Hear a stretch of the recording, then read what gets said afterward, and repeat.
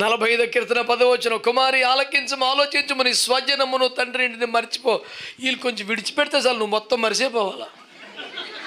నువ్వు గడికోసారి నువ్వు గడుకోసారి మా అన్నయ్య, మా మామయ్య, మా నాన్న అన్నావు అనుకో, మొత్తం కూటం తేడా వచ్చేస్తుంది. మరి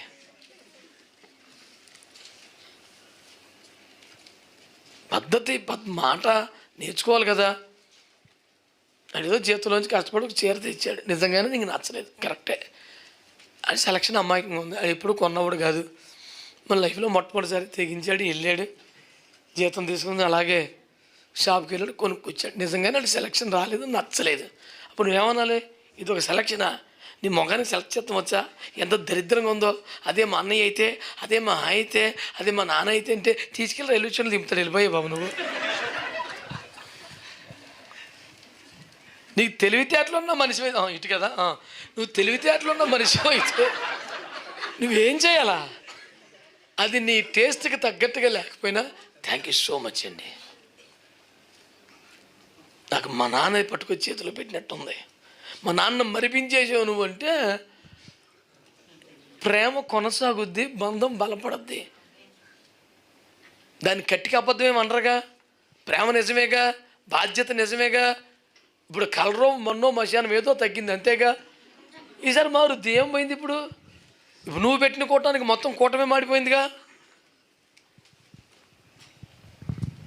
కొన్ని వదిలేస్తాం, నేర్చుకుంటారు బాబు, నేను చెప్పేది అది ఏమంటలేదు మీరు.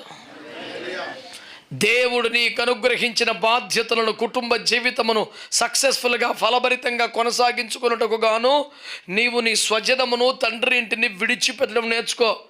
నీ భార్యతో నీ భర్తతో హత్తుకుని బతకడం నేర్చుకో. ఇది నీ ప్రపంచంగా మార్చుకో. ఇంకా మా మాయ, ఇంకా మా అన్నయ్య, ఇంకా మా అక్క, ఇంకా మా తమ్ముడా, అబ్బా సోదే. ప్రేమించు, వారి కోసం ప్రార్థన చేసి అవసరమైనప్పుడే సంప్రదించు. పొద్దున్న లేచి ఇదే బ్యాచ్ పెట్టుకొని కూర్చోకు.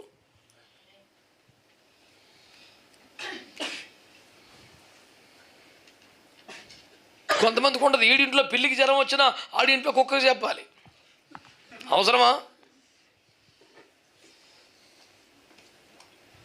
అది కూడా రాసేస్తున్నావా, పిల్లి జ్వరం కుక్క లేదు, ఇదన్నీ రాసేస్తున్నారు ఎందుకురా నాయన. దేవుడికి స్తోత్రం, హల్లెలూయా. ఆదికాండము 12వ అధ్యాయంలోకి రండి. హల్లెలూయా.